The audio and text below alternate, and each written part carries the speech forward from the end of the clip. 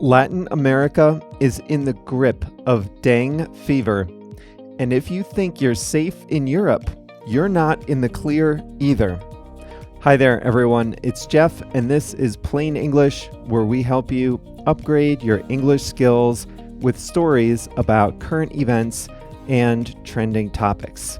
Listen here, and you'll get exposure, no pun intended today. You'll get exposure to new ideas, new words, new concepts, all in English, so you get your brain thinking in English. And it's all about what's going on in the world. What's going on in large parts of Latin America is an alarming increase in dengue fever. Today, we'll break out a lot of the vocabulary we learned during the pandemic, and we'll talk about this disease, variants, vaccines, prevention, treatment, all those kinds of words we learned a few years ago. In the second half of the lesson, I'll show you what it means to buy something up. This is lesson number 680, so that means the full lesson and all the resources, the quiz, the transcripts, the translations, the exercises, the practice area, that's all at plainenglish.com/680. Before we dive into today's story, you've heard me mention some of the great ways our Plus membership can help you upgrade your English, and you might be curious about what that looks like. We've recently unlocked some free samples so that you can try out the premium features for yourself. Even if you don't join, you'll still learn something from the sample lessons. Sound good? Look for the link that says free samples at the top of plainenglish.com. I've also put a direct link to the samples at the bottom of the show notes of this episode. Now, we're ready to start today's story.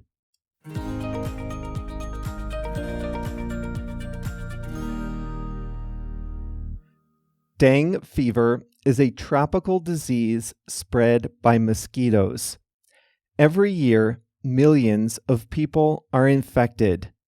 80% of them, however, are asymptomatic. They may never know they had it. Among those who do get symptoms, the most common effects are a mild fever, headache, and fatigue. But about 5% of cases are serious, where patients require hospitalization. These patients suffer a more intense fever, muscle pain, joint pain, rash, fatigue, vomiting, and bleeding. In a very, very small percentage of cases, dengue can be life-threatening. Just 0.03% of cases are fatal. There are 4 variants of dengue, all of which are in circulation. A person infected with one variant can never get that same variant again. But if a person gets a different variant, the symptoms can be more severe than they were with the first infection. Dengue is endemic in 100 countries. It's most commonly found in Brazil, India, and Southeast Asia, though cases are frequently reported in much of Africa and in equatorial regions of Latin America. In the last couple of years, dengue fever has been spreading to more people and to more places. And though it doesn't kill as many people as other tropical diseases, dengue does make people sick. It strains the medical system, causes people to miss work, and is generally unpleasant. Latin America is by far the most affected region from this new surge in cases.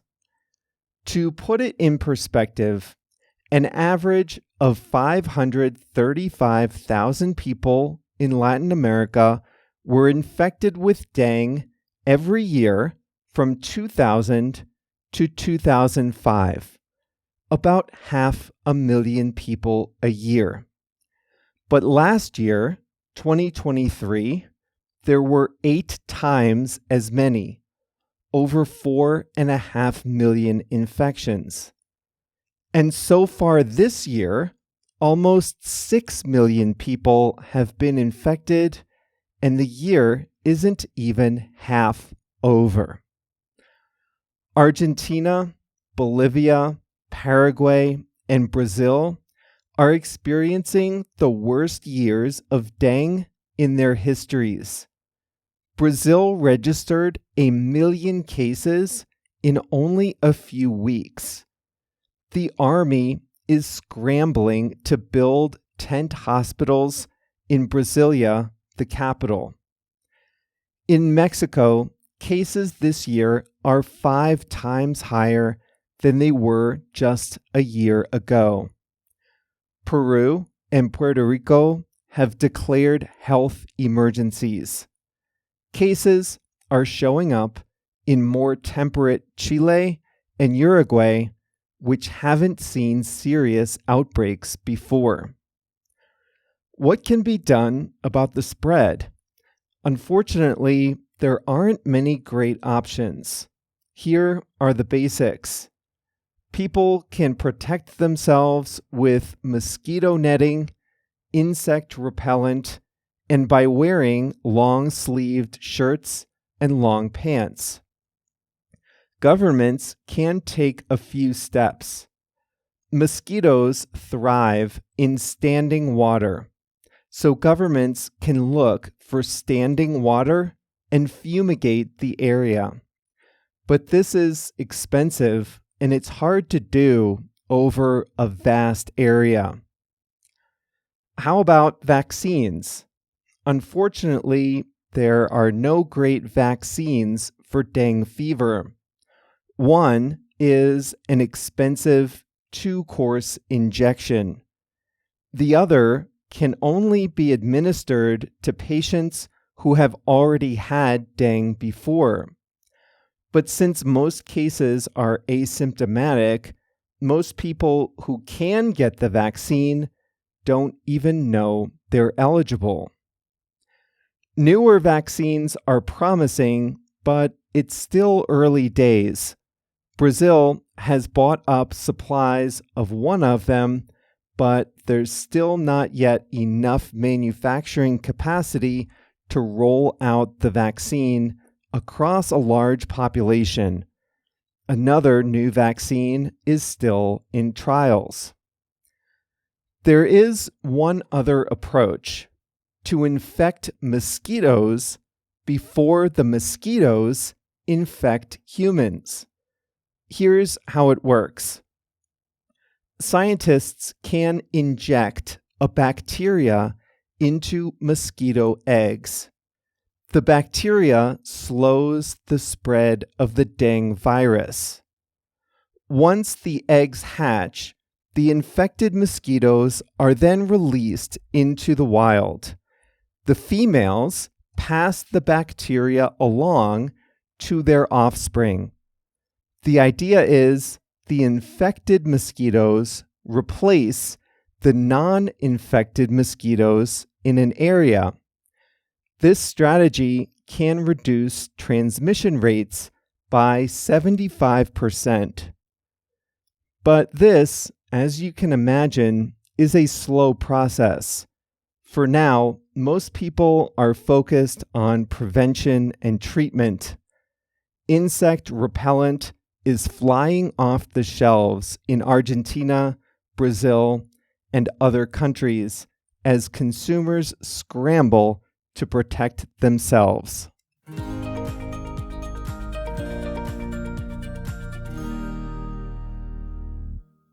Forecasting models now say that dengue fever and other tropical diseases are going to reach southern Europe and the southern US soon. So as global temperatures rise, more and more people will have to worry about tropical diseases. France says it's worried about dengue for the Olympics. I was scratching my head over that. Why? People don't transmit dengue to other people. So if an infected person flies into France, develops symptoms, well, that's bad for that person, but he can't spread it, right? Wrong. An infected person can spread the disease to a local mosquito, and the mosquito can spread it to another person. Yikes.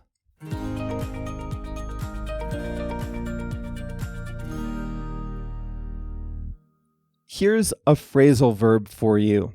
Buy up. This is not a phrasal verb you'll use very much, but it's good to know what it means.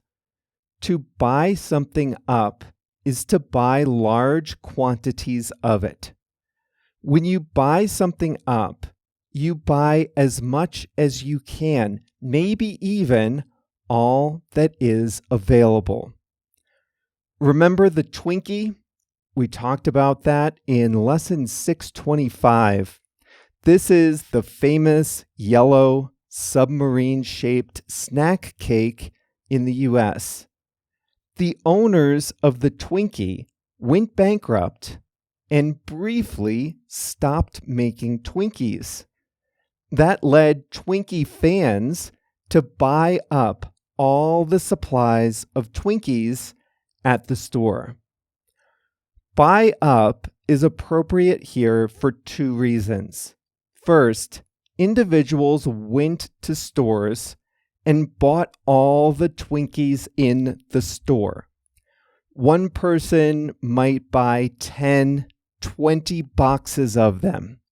Individual people bought lots of Twinkies, each of them, and some people wanted to buy all the Twinkies in a store. Now, not everyone was that crazy. Some people just wanted one last box. But the effect was lots of people combined to buy the Twinkies, and the Twinkies ran out. So those are two ways to use it. One individual buyer buys all that's available, or people combine to buy small quantities until it runs out. Extreme weather events are examples where people buy up supplies in a store. When a hurricane is about to hit, homeowners will buy up all the water jugs available in the stores. When a snowstorm is about to hit, homeowners will buy up all the snow shovels. Now, one person doesn't buy every shovel. One person only needs one or two shovels. But lots of people go, and when you add them all together, they buy up all the shovels that are in the store. Early in the COVID pandemic, there was panic buying. People bought up all the supplies of water, toilet paper, paper towels, things like that. I remember seeing one woman at a grocery store with 2 shopping carts full of paper goods and frozen meat and a panicked look on her face. She was buying up all she could. Speaking of health crises, there has been an alarming increase in dengue fever in Latin America. And there's a new vaccine that's said to be effective against dengue, but there aren't many doses. Brazil has bought up a lot of doses of that vaccine. Maybe not all that exist, but a lot of doses for its large population. Remember non-fungible tokens? If you don't remember, Well, they still exist. These are digital goods, like images that belong to a person. The images can be copied 100, 1,000, 1,000,000 times. But the NFT, the non-fungible token, is proof that one person owns the picture, even if there are many copies. Now, this was all the rage back in 2021 and 2022. We talked about it in lesson 352.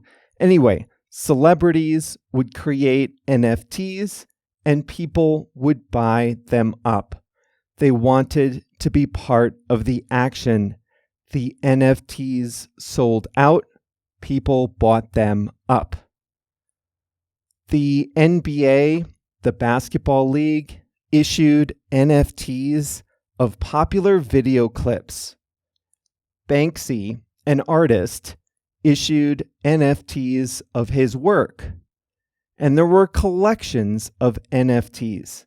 Again, if you want to understand the logic, you are going to be disappointed. There is no logic.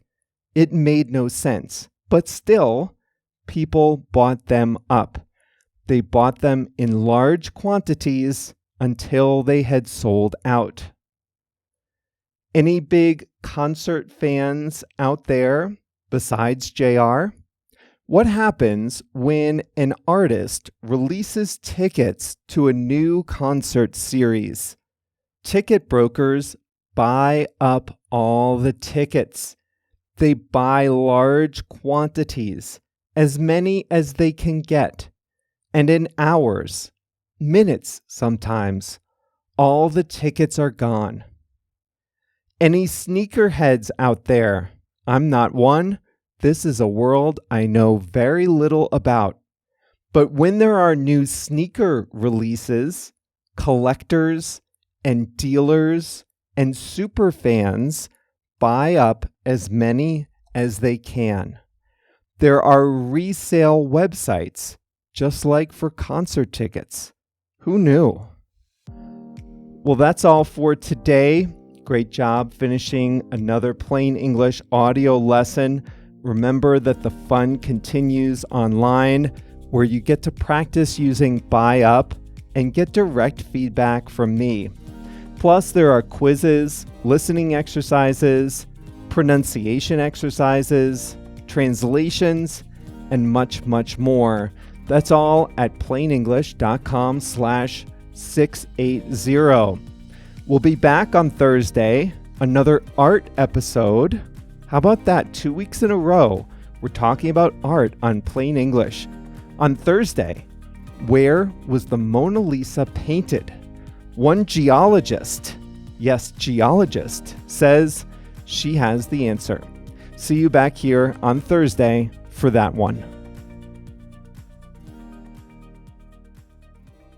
You've reached the end of the audio lesson, but there's a lot more to the Plain English experience on the website plainenglish.com. A lot of plainenglish.com is free, but the best tools to help you upgrade your English are part of the Starter and Plus memberships. And if you've ever been curious about what those look like, well, I have good news for you. We've unlocked some free sample lessons that let you try out the Starter and Plus features for yourself. There are 2 easy ways to find the free samples. First, at plainenglish.com, there's a new link at the top of the page that says Free Samples. I've also put a link in the show notes for this episode.